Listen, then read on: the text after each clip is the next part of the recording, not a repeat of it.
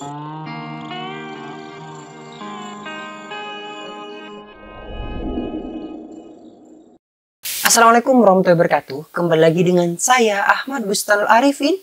Pada kesempatan kali ini saya akan menginformasikan tentang press release yang dibuat oleh PT TI, Bapak Ibu semua. Nah, press release ini menyangkut dengan adanya reformulasi yang memang sudah turun, akan tetapi tidak ada informasi yang jelas atau kepastian seperti apa juknis maupun petunjuknya. Dan membuat Bapak Ibu mungkin semuanya bingung. Seperti apa sih reformulasi sebenarnya? Tapi perlu kita syukuri Bapak Ibu, dengan perjuangan kita semua, dengan perjuangan anggota PT TI maupun yang lainnya, akhirnya reformulasi bisa terbit. Dengan beberapa langkah yang disuarakan oleh rekan-rekan PT TI, bisa menerbitkan reformulasi dan juga dengan adanya kebaikan dari Bapak Azwar Anas tentunya, beserta jajarannya Bapak Ibu, bukan cuma Bapak Azwar Anas.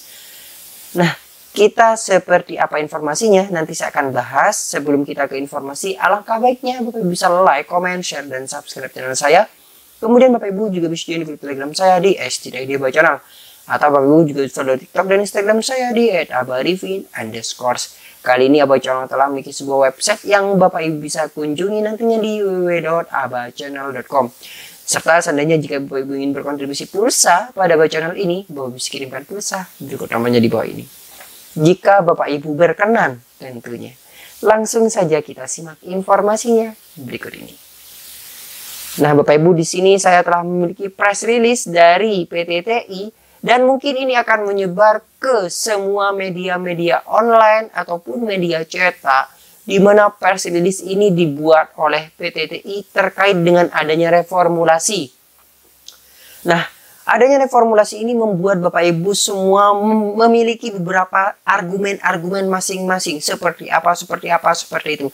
Tapi tentunya kita tunggu saja edaran dari BKN, turunan dari Kemenpan RB, seperti apa petunjuk teknisnya dan seperti apa langkah untuk mengatasinya, seperti itu Bapak Ibu. Akan tapi di sini PT TI terus berjuang, terus bersemangat untuk terus mengawal adanya reformulasi ini agar bersifat keadilan. Seperti apa Bapak Ibu perjuangan PT TI dan seperti apa press release-nya? Coba kita bacakan Bapak Ibu. Di sini saya telah memiliki press release dari PT TI Bapak Ibu Jakarta Senin 07 Agustus tahun 2023. Ini mungkin akan menyebar ke media-media Bapak Ibu, di mana informasinya adalah kebijakan reformulasi untuk seleksi P3K teknis 2022 akhirnya rilis juga. Alhamdulillah Bapak Ibu. Tapi kok tidak berkeadilan? Nah, di sini juga disertakan gambar ataupun salah satu screenshot dari edaran Menpan RB yang bernomor 571. Ini menandakan adanya reformulasi turun. Alhamdulillah Bapak Ibu, Bapak Azwar Anas mendengar keluh kesah Bapak Ibu semua dengan adanya diterbitkan berita ataupun surat keputusan Kemenpan RB yang bernomor 571 terkait dengan optimalisasi pengisian kebutuhan jabatan fungsional teknis pada pengadaan seleksi P3K di tahun 2022. Nah, isi beritanya PT TI seperti ini sebagai langkah untuk mengawal adanya reformulasi ini. Setelah turunnya Permenpan tersebut, keputusan Permenpan tersebut. Kebijakan reformulasi yang selama beberapa bulan dinanti oleh para peserta seleksi P3K Tenaga Teknis 2022 akhirnya dirilis oleh Menpan RB, yaitu Bapak Abdullah Azwar Anas pada Rabu 2 Agustus tahun 2023.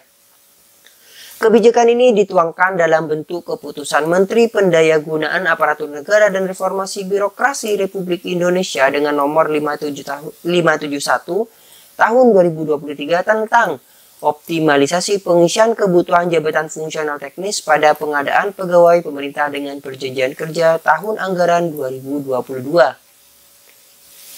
Reformulasi nilai ambang batas seleksi kompetensi teknis ditetapkan berdasarkan nilai terendah pada jabatan yang sama, yang formasinya belum terpenuhi atau pelamarnya tidak memenuhi nilai ambang batas. Artinya ini menurut PT TI, artinya Jika sudah terisi, maka tidak bisa digantikan oleh nilai di bawahnya. Optimalisasi pengisian kebutuhan jabatan ini dilakukan bagi peserta XTHK2 atau peserta non-ASN sebagai bentuk afirmasi bagi mereka yang sudah mengabdi. Ujar Menpan RB Bapak Abdullah Azwar Anas di Jakarta 2 Agustus tahun 2023. Kebijakan reformulasi dilakukan dengan tetap menjaga kualitas dan keadilan dalam seleksi P3K, imbuhnya Bapak Azwar Anas.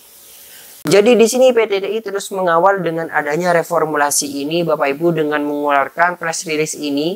Ini saya peroleh dari anggota PTTI, mungkin masih belum tersebar tapi ini mungkin akan tersebar ke seluruh Indonesia Bapak Ibu. Selanjutnya, berdasarkan informasi dari website resmi Kementerian PAN RB, Deputi SDM Aparatur Kementerian PAN RB Alex Denny juga menjelaskan bahwa optimalisasi pengisian kebutuhan jabatan diberlakukan terlebih dahulu bagi XTHK2 yang memenuhi reformulasi nilai ambang batas seleksi kompetensi teknis dengan peringkat terbaik.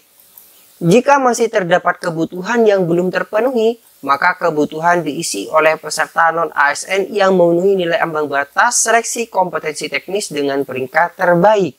Pasca dikeluarkannya kebijakan reformulasi, setelah dikeluarkannya reformulasi Bapak Ibu, pihak PTTI mencoba mengkritisi satu persatu diktum-diktum yang terdapat pada keputusan Menteri PAN RB nomor 571 tahun 2023 tersebut. Terdapat beberapa diktum yang menjadi perhatian PTTI di antaranya. Inilah diktum-diktum yang menjadi salah satu titik poin menurut PTTI. Salah satu di antaranya coba kita baca seperti apa tanggapan dari PTTI ini Bapak Ibu. Pada diktum ketiga disebutkan bahwa reformulasi nilai ambang batas seleksi kompetensi teknis ditetapkan berdasarkan nilai terendah pada jabatan yang sama yang formasinya belum terpenuhi. Sementara pada diktum keempat disebutkan bahwa optimalisasi pengisian jabatan dilakukan bagi peserta XTHK2 atau peserta non-ASN instansi pemerintah. Hal inilah yang lantas menjadi sorotan pihak PTTI bahwa isi dari diktum ketiga dan keempat tersebut sangat kontradiktif dengan apa yang disampaikan Bapak Anas bahwa kebijakan reformulasi ini dilakukan dengan tetap menjaga kualitas dan keadilan dalam seleksi P3K. Jadi maksud kontradiktif di sini Bapak Ibu bertolak belakang dengan diktum ketiga di mana di situ Bapak Azwar Anas pernah menyebutkan bahwasannya untuk menjaga kualitas dari adanya reformulasi ini. Jadi Bapak Ibu untuk menjaga kualitas maka dilakukan dengan sifat keadilan bagi seleksi P3K. Nah ini juga lanjutannya kita bacakan coba. Jika nilai ambang batas ditentukan berdasarkan nilai terendah, tentunya ASN diterima pun juga perlu dipertanyakan kualitasnya. Karena tidak ada penyesuaian nilai ambang batas yang dijadikan standar sehingga bagi peserta yang memiliki nilai jeblok, jeblok ini dalam artian rendah, jeblok pun asalkan dia merupakan XTHK2 dan non-ASN maka akan masuk formasi. Bahkan ironisnya bisa menyingkirkan peserta umum atau swasta dan peserta non-ASN lintas instansi pemerintah yang memiliki peringkat terbaik. Ungkap Lutfi, Wakil Ketua PTTI pada Kamis 3 bulan 8. Nah, kalau melihat dari segi informasi ini Bapak Ibu, informasi dari PTTI di sini, ini sama persis dengan apa yang saya asumsikan di argumen kedua. Coba Bapak Ibu lihat argumen kedua Abal Channel bahwasanya dengan nilai terendah tapi tapi XTHK2 tersebut memiliki nilai tertinggi untuk teknisnya bisa naik ke atas. Nah ini hampir sama dengan yang saya sampaikan di argumen saya Bapak Ibu, argumen PTTI di sini. Misalnya Bapak Ibu masih belum melihat argumen saya tentang adanya reformulasi ini, coba Bapak Ibu bisa lihat di kolom komentar atau di deskripsi saya akan cantumkan pernyataan saya di argumen 2. Tapi ingat, itu argumen loh, argumen. Argumen itu adalah pendapat saya pribadi. Dan pendapat itu bisa benar dan bisa tidak. Yang benar adalah keputusan dari BKN atas dasar turunan dari adanya Permen PAN RB nomor 571 tersebut. dari Permen Pan RB nomor 571 tersebut. Kita lanjutkan saja Bapak Ibu. Selanjutnya, jika kebijakan reformulasi ini hanya berpihak pada XTHK 2 dan non-ASN di instansi pemerintah, harusnya dari awal seleksi ini tidak dibuka untuk peserta umum atau swasta.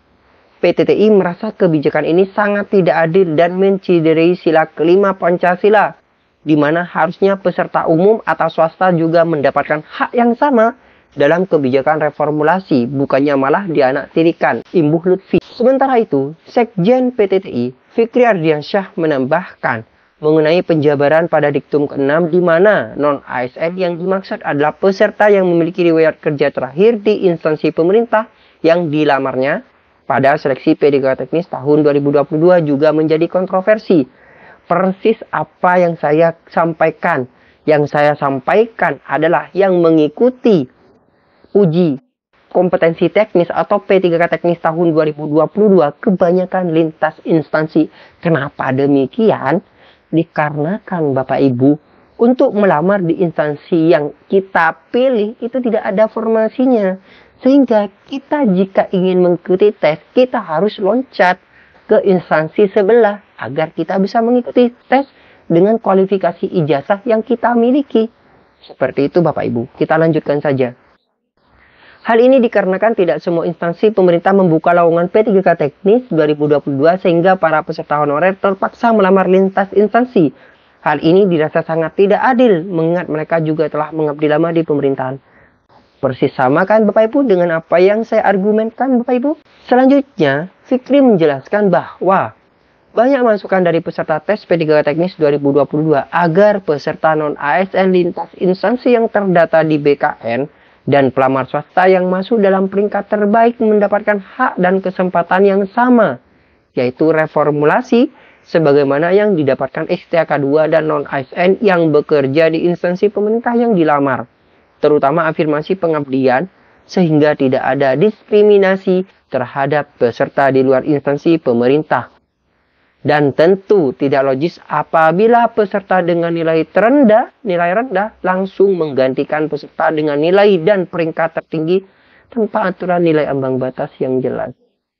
Ini sama persis. Kayaknya pemikirannya ini hampir sama dengan argumen saya yang kedua semua ini Bapak Ibu.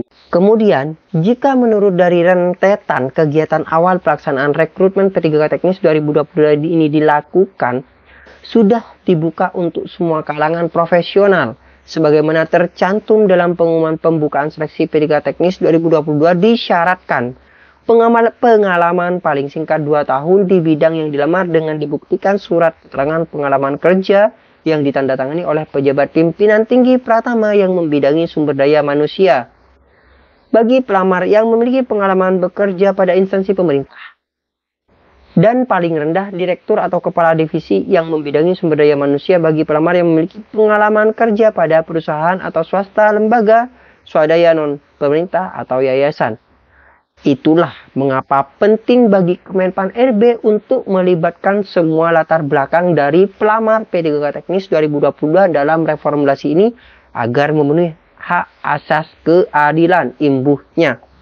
Jadi pada seleksi P3K teknis tahun 2022 itu ada informasi atau kata-kata bahwasannya untuk lembaga negeri di sini Bapak Ibu. Nah misalnya Bapak Ibu ingin mengetahui, coba saja cek di surat pelamaran atau surat pengumuman untuk mendaftar menjadi calon seleksi P3K teknis. Nah di situ bahwasanya yang menandatangani surat pengalaman kerja di situ dibuktikan adalah untuk lembaga negeri itu paling rendah, yaitu pimpinan tinggi pratama yang membidangi sumber daya manusia.